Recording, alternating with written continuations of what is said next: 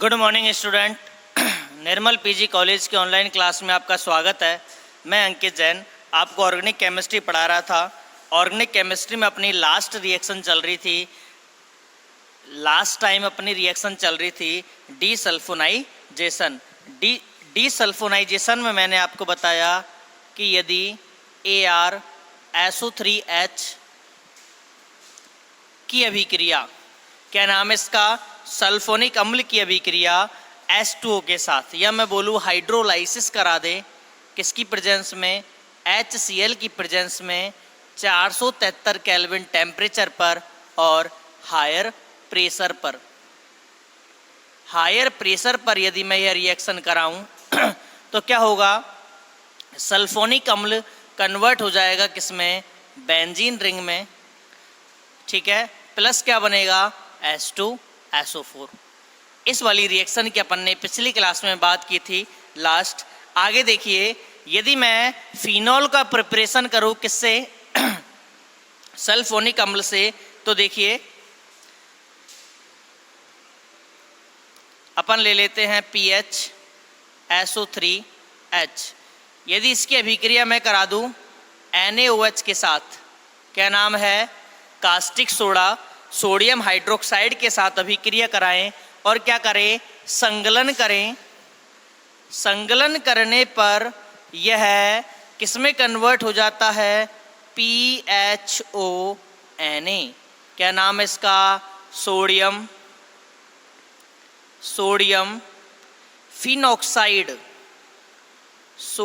Phenoxide ion में convert हो जाता है। किस में कन्वर्ट हो जाता है, सोडियम फिनॉक्साइड आयन में कन्वर्ट हो जाता है, जो अम्ल के साथ क्रिया करके, यह अम्ल के साथ, अम्ल कौन सा ले लिया, HCl के साथ क्रिया करके किसका निर्माण कर लेगा, POH, या मैं इसकी स्ट्रक्चर बनाऊं तो फिनॉल का निर्माण कर लेगा। ठीक है, यानी अपन ने क्या प्राप्त किया है, सल्फोनिक अम्ल से फिनॉल का फॉर्मेशन। बात समझ में आ गई, यह किसका फॉर्मेशन है, फिनॉल का। यदि मैं फिनॉल की जगह थायोफिनॉल का फॉर्मेशन करूं, किसका, थायोफिनॉल का। ठीक है, देखिए कैसे होगा, PHSO3H, इसका नाम क्या है, सल्फोनिक एसिड, और सल्फोनिक एसिड की अभिक्रिया करा दूं मैं KSH, hydrogen, potassium hydrogen sulphide, क्या नाम होगा, पोटेशियम हाइड्रोजन सल्फाइड के साथ इसका क्या करा दे, संगलन करा दे। क्या करा दे, संगलन करा दे। तो ये किस में कन्वर्ट हो जाएगा, PHSH में कन्वर्ट हो जाएगा, और साथ में क्या बनेगा, KHSO3, या अपन इसको अपन क्या बोल सकते हैं, थायोफिनॉल। क्या नाम देंगे इसका, थायोफिनॉल का फॉर्मेशन हो गया। देखिए वापस दोनों रिएक्शन को, पहली रिएक्शन में अपन ने क्या किया है, सल्फोनिक अम्ल की अभिक्रिया किससे कराई है, NaOH के साथ कराई है। यह NaOH के साथ अभिक्रिया करके क्या देगा, सोडियम फिनॉक्साइड आयन देगा। सोडियम फिनॉक्साइड आयन की अभिक्रिया यदि मैं अम्ल से करा दूं, अम्ल कौन सा है, HCl है, यह HCl अम्ल के साथ अभिक्रिया करके क्या देता है, फिनॉल देता है। दूसरी अभिक्रिया मैंने कराई है पोटेशियम हाइड्रोजन सल्फाइड के साथ, किसकी अभिक्रिया, सल्फोनिक अम्ल की अभिक्रिया, और यह इसके साथ संगलन कराने पर क्या बनता है, थायोफिनॉल बनता है। आगे देखिए, यदि मैं PHSO3H, क्या नाम है, सल्फोनिक अम्ल, और सल्फोनिक अम्ल की अभिक्रिया करा दूं KCN के साथ, नाम क्या होगा, पोटेशियम साइनाइड। किसके साथ, पोटेशियम साइनाइड के साथ कौन अभिक्रिया कर रहा है, सल्फोनिक अम्ल। यह पोटेशियम साइनाइड के साथ अभिक्रिया करता है। क्या कराना पड़ेगा, संगलन कराना पड़ेगा। संकलन करके क्या देता है, PHCN देता है। ये अपन बोले साइनोबेंजीन का फॉर्मेशन करता है। क्या नाम इसका होगा, इसका साइनोबेंजीन। ठीक है, अब देखिए इस साइनोबेंजीन के कुछ यूज हैं। देखिए यदि साइनोबेंजीन का अपन रिडक्शन करा दें, क्या करा दे, रिडक्शन। रिडक्शन किससे कराएंगे, LiAlH4 लिथियम एल्यूमिनियम हाइड्राइड के साथ साइनोबेंजीन का यदि रिडक्शन कराएं तो क्या प्राप्त होता है, PHCH2NH2। नाम क्या है, एमीन। देखिए स्ट्रक्चर बना देता हूं मैं, CH2NH2 एमीन का फॉर्मेशन होता है।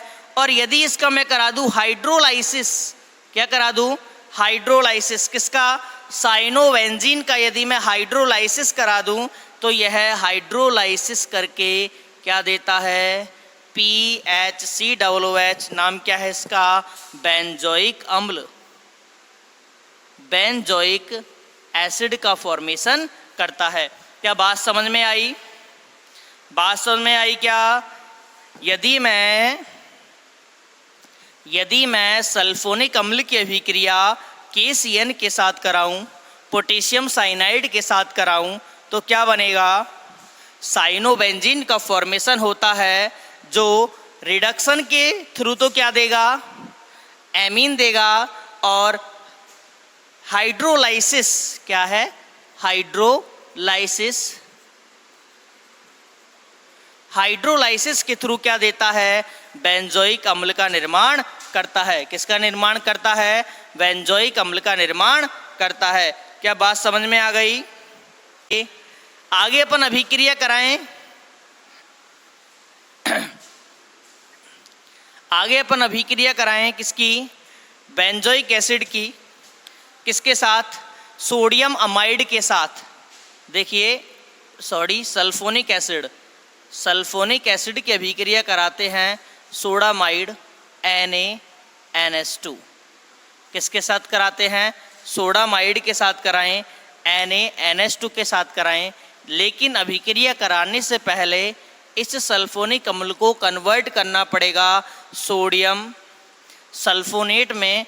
कैसे करेंगे, सोडियम के साथ अभिक्रिया कराएंगे, किस में कन्वर्ट हो जाएगा, सोडियम सल्फोनेट में कन्वर्ट हो जाएगा, जो एमाइड के साथ अभिक्रिया करके क्या बनाता है, PHS double bond ONH2 sulphonamide. क्या नाम है इसका, सल्फोनामाइड। किसका फॉर्मेशन करता है, सल्फोनामाइड का फॉर्मेशन करता है। कि सोडियम सल्फोनेट की अभिक्रिया यदि मैं सोडामाइड के साथ कराऊं, क्या नाम है इसका, सोडामाइड। सोडामाइड के साथ यह अभिक्रिया करके किसका निर्माण करता है, सल्फोनामाइड का निर्माण करता है। किसका निर्माण करता है, सल्फोनामाइड का निर्माण करता है। आगे देखिए, आगे अपन बेंजीन सल्फोनिक अम्ल से नाइट्रो यौगिक बनाएंगे। नाइट्रो यौगिक किसकी क्रिया से बनते हैं, नाइट्रिक मिक्सचर लेना पड़ेगा, नाइट्रिक मिक्सचर लेना पड़ेगा। यह अपन ले सकते हैं फ्यूमिंग HNO3। ठीक है, अब देखिए किसकी अभिक्रिया करा रहे हैं, सल्फोनिक अम्ल की अभिक्रिया करा रहे हैं। ये सल्फोनिक अम्ल ले लिया SO3H और इसकी रिएक्शन करा दी फ्यूमिंग। हायर कंसंट्रेशन जब HNO3 होता है तो अपन उसको क्या बोलते हैं, फ्यूमिंग HNO3, जिससे धुआं निकलता हुआ रहता है। कौन, सल्फोनिक अम्ल फ्यूमिंग HNO3 से क्रिया करके क्या बनाता है, देखिए PHNO2, या मैं लिख सकता हूँ नाइट्रो यौगिक का निर्माण करता है। किसका निर्माण करता है, नाइट्रो यौगिक का निर्माण करता है, जिसमें कार्बन और सल्फर के बीच का जो बॉन्ड है ये वाला, ये टूट जाता है और उसके स्थान पर कौन आ जाता है, NO2 आ जाता है। बात समझ में आ गई। आगे देखिए, यदि इस बेंजीन से ऐसे ग्रुप जुड़े हुए हों जो इलेक्ट्रॉन रिलीजिंग हो, जैसे मैं जोड़ दूँ CH3 और इसकी ऑर्थो पोजीशन पर क्या है S3OH, क्या नाम है इसका सल्फोनिक अम्ल। और अब मैं क्या कराऊं, इसका नाइट्रेशन कराऊं किससे, फ्यूमिंग HNO3 से। तो देखिए क्या बनता है CH3, जो ऑर्थो पोजीशन ऑलरेडी ऑक्युपाइड है किससे सल्फोनिक अम्ल से, वहां पर एरोमेटिक इलेक्ट्रोफिलिक सब्स्टिट्यूशन नहीं होता और बची हुई दोनों ऑर्थो और पैरा पोजीशन पर क्या हो जाता है नाइट्रेशन हो जाता है। किसका निर्माण हो जाता है, नाइट्रिक अम्ल का निर्माण हो जाता है। क्या मेरी बात समझ में आ रही है? जिस ऑर्थो पोजीशन पर सल्फोनिक एसिड ऑलरेडी एग्जिस्ट है उस पर क्या नहीं होता, नाइट्रेशन नहीं होता, उस पर क्या नहीं होता, नाइट्रेशन नहीं होता। लेकिन दोनों जो पैरा और ऑर्थो पोजीशन है किसके रेस्पेक्ट में, CH3 के रेस्पेक्ट में। इस CH3 के रेस्पेक्ट में जो पैरा और ऑर्थो पोजीशन है, इन दोनों पोजीशन पर नाइट्रेशन हो जाता है। यदि टेम्परेचर और बढ़ा दिया जाए तो यहाँ पर इस ऑर्थो पोजीशन पर भी क्या हो जाता है, नाइट्रेशन हो जाता है। जिस पर कौन जुड़ा हुआ है, SO3 जुड़ा हुआ, SO3H जुड़ा हुआ है, सल्फोनिक अम्ल वाला ग्रुप जुड़ा हुआ होता है। बात समझ में आ गई? वापस सुन लीजिए, ये क्या है टालुइन, और इस टालुइन की ऑर्थो पोजीशन पर क्या है सल्फोनिक एसिड। ठीक है, यदि इसको अपन बोलेंगे ऑर्थो टालुइन सल्फोनिक एसिड,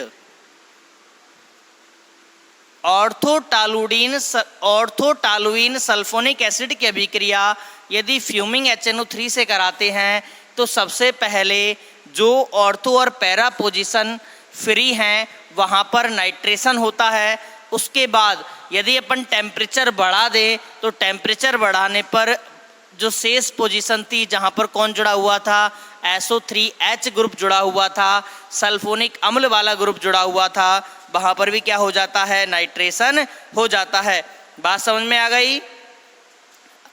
देखिए ये जो यौगिक बना है, ठीक है, यदि इसके स्थान पर अपन ले लें OH ग्रुप, फिनॉल ले लें, और फिनॉल की ऑर्थो पोजीशन पर क्या है SO3H है, और अपन ने क्या करा दिया फ्यूमिंग HNO3 से इसकी अभिक्रिया कराएं तो क्या बनेगा, देखिए OH, और यह एक साथ सभी ऑर्थो और पैरा पोजीशन पर नाइट्रेशन कर देता है।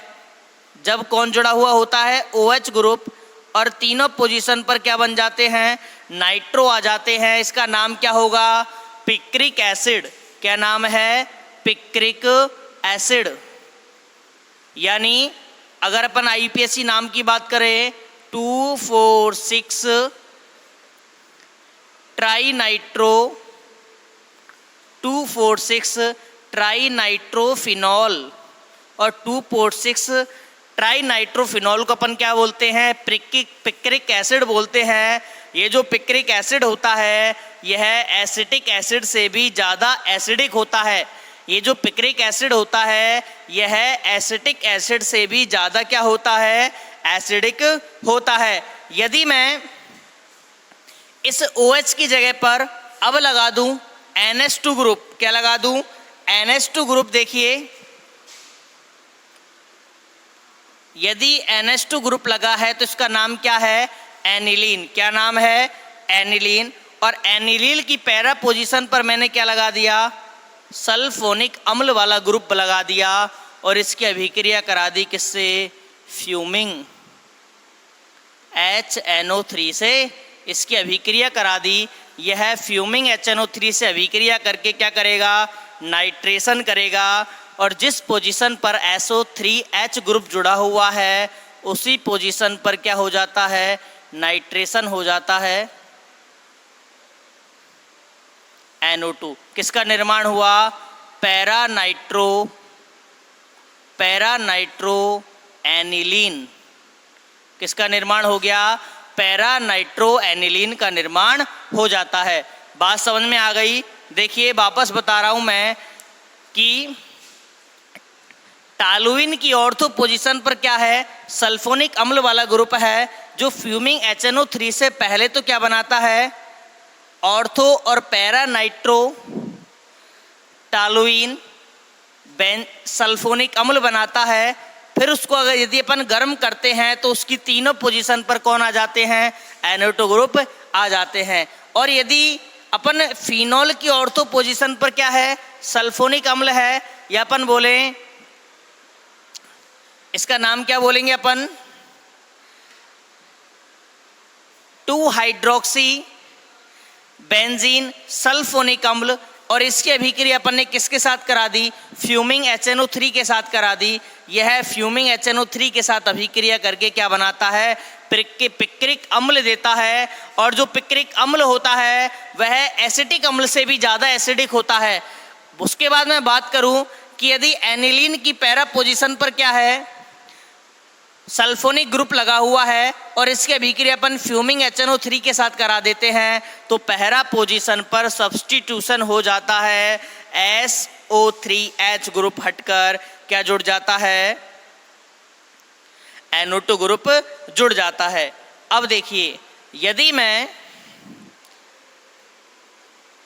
मैं किसकी अभिक्रिया, सल्फोनिक अम्ल की अभिक्रिया, यदि मैं सल्फोनिक अम्ल की अभिक्रिया करा दूं ब्रोमीन जल के साथ, किसके साथ, ब्रोमीन जल के साथ मैं सल्फोनिक अम्ल की अभिक्रिया करा दूं, लेकिन ऐसा सल्फोनिक अम्ल जिस पे कौन जुड़ा है, इलेक्ट्रॉन रिलीजिंग NH2 ग्रुप जुड़ा हुआ है, कौन सी पोजीशन पर, पैरा पोजीशन पर।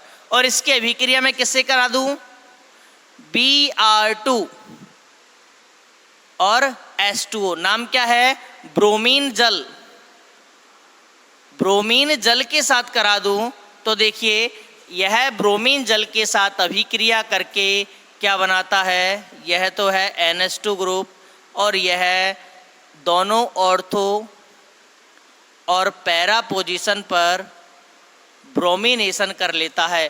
क्या कर लेता है, ब्रोमिनेशन कर लेता है, या अपन बोलेंगे 2,4,6 ट्राईब्रोमो एनिलीन। क्या नाम है इसका, 2,4,6 ट्राईब्रोमो एनिलीन का फॉर्मेशन हो जाता है। किसका फॉर्मेशन हो जाता है, 2,4,6 ट्राईब्रोमो एनिलीन का फॉर्मेशन हो जाता है। क्या बात समझ में आ गई। अब अपन को क्वेश्चन ये है कि अपन को तीनों पोजीशन पर ब्रोमिनेशन नहीं करना, अपन को मेटा पोजीशन पर ब्रोमिनेशन करना है। अपन को तीनों पोजीशन पर ब्रोमिनेशन नहीं करना, या मैं बोलूँ अपन को NH2 ग्रुप नहीं लेना, अपन क्या ले, केवल SO3H ग्रुप ले और इसकी अभिक्रिया करा दें FeBr2 के साथ। देखिए NH2 ग्रुप होता है ऑर्थो या पैरा डायरेक्टिंग, जबकि SO3H ग्रुप होता है मेटा डायरेक्टिंग। कैसा होता है, मेटा डायरेक्टिंग होता है, यानी आने वाले सब्स्टिट्यूएंट को, या मैं बोलूँ इलेक्ट्रोफाइल को कौन सी पोजीशन पर जोड़ेगा, मेटा पोजीशन पर जोड़ेगा। और क्या बनेगा, देखिए मेटा ब्रोमो सल्फोनिक एसिड, अपन बोल सकते हैं मेटा ब्रोमो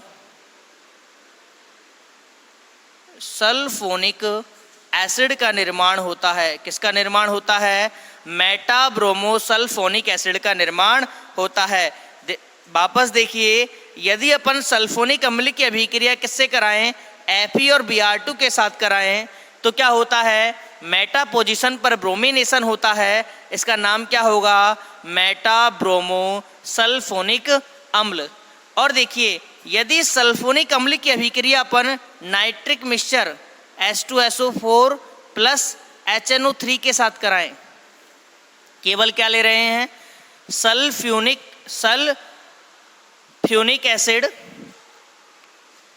और सल्फोनिक एसिड की अभिक्रिया नाइट्रिक मिक्सचर के साथ कराते हैं। ये कैसा है? मेटा डायरेक्टिंग है, तो नाइट्रेशन तो करेगा, लेकिन कौन सी पोजीशन पर करेगा? मेटा पोजीशन पर। तो क्या बनेगा? मेटा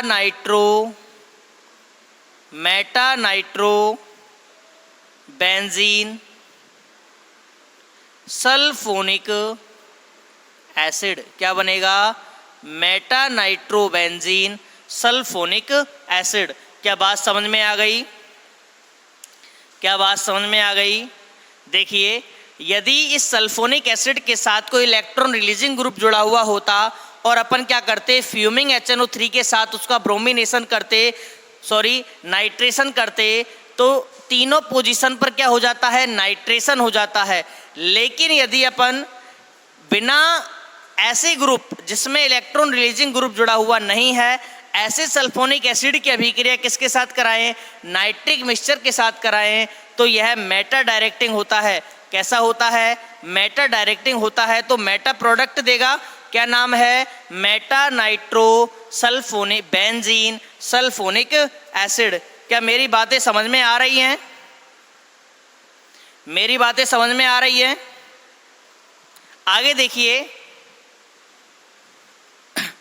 आगे देखिए,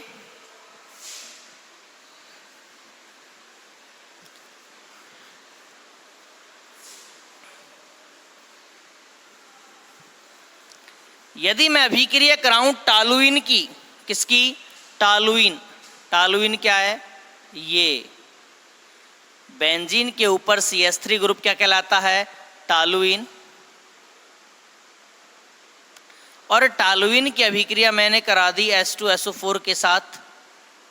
देखिए, मैंने सल्फोनिफिकेशन रिएक्शन आपको बताई थी बेंजीन की, और मैंने आपको क्या बताया था? यदि उस पर अपन इलेक्ट्रॉन रिलीजिंग ग्रुप जोड़ दें, ये जो CH3 है वो क्या है? इलेक्ट्रॉन रिलीजिंग ग्रुप है, जोड़ दिया, तो यह क्या करेगा? इस रिएक्शन को, सल्फोनिफिकेशन रिएक्शन की रेट को बढ़ा देगा।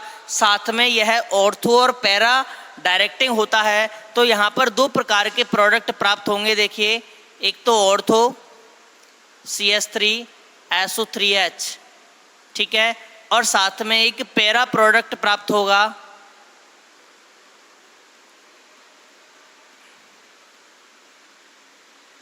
हमेशा पैरा प्रोडक्ट कैसा होता है? मेजर प्रोडक्ट होता है।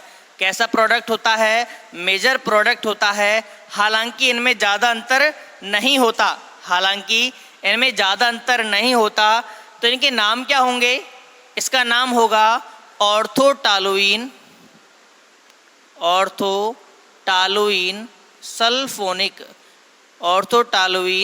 Sulphonic acid. इसका नाम क्या होगा? पैराटालुइन सल्फोनिक एसिड। अब देखिए, ऑर्थोटालुइन सल्फोनिक एसिड और पैराटालुइन सल्फोनिक एसिड से कुछ इंपॉर्टेंट प्रोडक्ट का फॉर्मेशन होता है। ऑर्थोटालुइन सल्फोनिक एसिड से तो होती है सैक्रिन,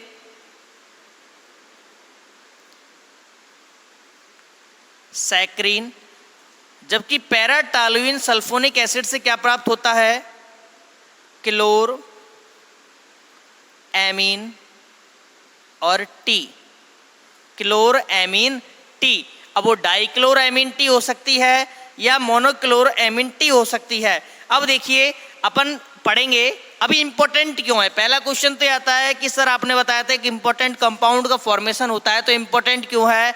कि जो सैक्रीन है वह नॉर्मल शुगर से, जो सैक्रीन है वह नॉर्मल शुगर से 600 गुना ज़्यादा क्या होती है? मीठी होती है। क्या होती है? मीठी। कौन? सैक्रीन। किससे? नॉर्मल शुगर से। कितने गुना? 600 गुना ज़्यादा क्या होती है? मीठी होती है। जबकि ये जो क्लोर एमीन टी मैं बता रहा हूँ, इसका यूज अपन एंटीसेप्टिक के रूप में करते हैं। किसके रूप में? एंटीसेप्टिक के रूप में करते हैं, जिसका फॉर्मेशन अपन किससे करते हैं? पैरा टॉलुइन सल्फोनिक अम्ल से। अब देखिए सैकरीन का फॉर्मेशन करते हैं अपन, ठीक है। सैकरीन समझ में आया ना कि जो सैकरीन है वो नॉर्मल शुगर से 600 गुना ज़्यादा मीठी होती है, ठीक है। देखिए किससे करेंगे, ऑर्थोटालुइन सल्फोनिक अम्ल से। ये है ऑर्थोटालुइन सल्फोनिक अम्ल। सबसे पहले इसकी अभिक्रिया कराते हैं PCl5 के साथ। किसके साथ, PCl5 के साथ। ये वाली रिएक्शन अपन ने अभी पढ़ी है। देखिए क्या होता है, CH3SO2Cl। देखिए किस प्रकार होती है, मैं आपको बता देता हूँ। डबल बॉन्ड OH होगा, जो ये यहाँ से क्या आएगा, क्लोर, और किसका फॉर्मेशन हो जाएगा, S डबल बॉन्ड OCl का, ठीक है। आगे देखिए, अब इसकी अभिक्रिया कराते हैं अमोनिया के साथ, NH3 के साथ। किसके साथ, NH3 के साथ, अमोनिया के साथ। अमोनिया क्या करता है, इस क्लोराइड आयन को भी रिप्लेस कर देता है, और किसका निर्माण होता है,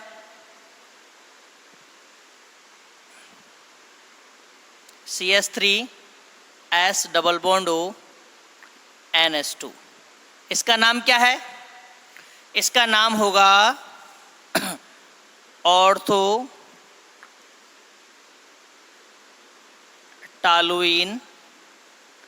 सल्फोनामाइड।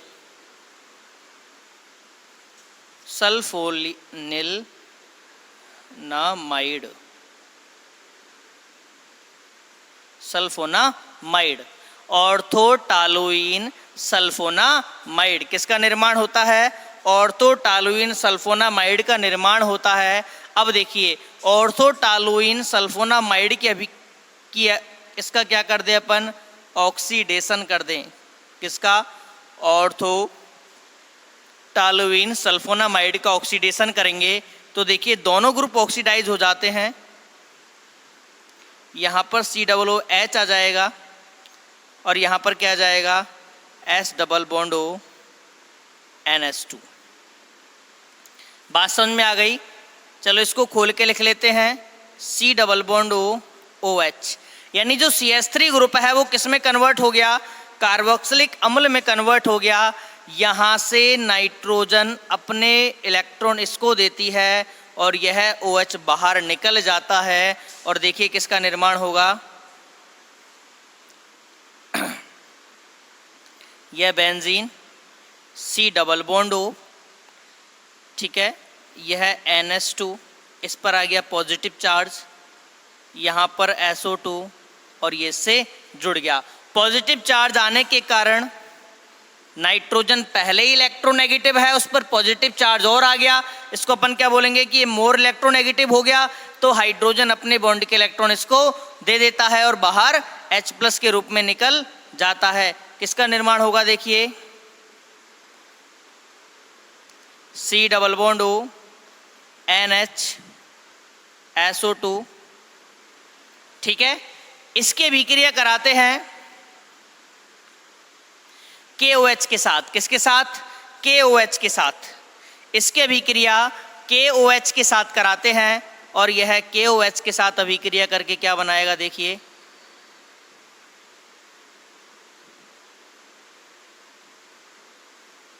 SO2, यहाँ पर N और ये K। N नेगेटिव हो जाएगा, K पॉजिटिव हो जाएगा, ठीक है। पोटेशियम लवण बन गया। इसका नाम क्या है, सैकरीन। क्या नाम है इसका, सैकरीन। अब देखिए एक चीज, ये जो प्रोडक्ट बना है अमाइड, यह अमाइड इनसॉल्युबल होता है किसमें, वाटर में। यह अमाइड वाटर में इनसॉल्युबल होता है। इसको सॉल्युबल बनाने के लिए अपन क्या करते हैं, बेस की उपस्थिति में इसका हाइड्रोलाइसिस कर देते हैं और ये किस में कन्वर्ट हो जाता है, सॉल्ट में कन्वर्ट हो जाता है। और ये सॉल्ट कैसा है, वाटर में घुलनशील है। इसका नाम क्या लिखेंगे अपन, इसका नाम लिखेंगे ऑर्थोसल्फो बेंजोइक इमाइड, क्या नाम होगा इसका? ऑर्थोसल्फो बेंजोइक इमाइड। ठीक है, किसका नाम है ये? सैक्रिन का। और सैक्रिन क्यों इंपॉर्टेंट है? क्योंकि यह नॉर्मल शुगर से भी ज़्यादा कैसी है? मीठी है। वापस देख लीजिए एक बार किस प्रकार बनाया है। सबसे पहले अपन ने क्या लिया है? ऑर्थोटालुइन sulphonic acid. Ortho toluene sulphonic acid की अभिक्रिया PCl5 के साथ की, क्या बना? ऑर्थोटालुइन सल्फोनिल क्लोराइड बना। और यह सल्फोनिल क्लोराइड की अभिक्रिया जब अपन ने किससे की है? अमोनिया से की है, तो किसका निर्माण हुआ है? ऑर्थोटालुइन सल्फोनामाइड। यह अमाइड का ऑक्सीडेशन करने पर अपन देख रहे हैं कि CH3 ग्रुप का क्या हो गया? ऑक्सीडेशन किस में हो गया? COOH ग्रुप में हो गया। इस COOH ग्रुप पर ये NH2 अटैक करता है। NH2 अटैक करके क्या बनाता है? अमाइड बना लेता है। क्या बना लेता है? अमाइड बना लेता है। और इस अमाइड का जब अपन क्या करते हैं? बेस से क्रिया कराते हैं तो सॉल्ट का फॉर्मेशन होता है। और यह जो सॉल्ट होता है ये वाटर में कैसा रहता है? सॉल्युबल रहता है, जिसको अपन ने नाम क्या दिया है? सैक्रीन। क्या नाम दिया है? सैक्रीन। और मैंने सैक्रीन के बारे में आपको बताया कि जो सैक्रीन है वो नॉर्मल शुगर से भी ज़्यादा कैसी है? मीठी है। नॉर्मल शुगर से भी ज़्यादा कैसी है? मीठी। बात समझ में आ गई? आज अपन इतना ही पढ़ेंगे, आगे का चैप्टर अपन नेक्स्ट क्लास में करेंगे। तब तक के लिए धन्यवाद।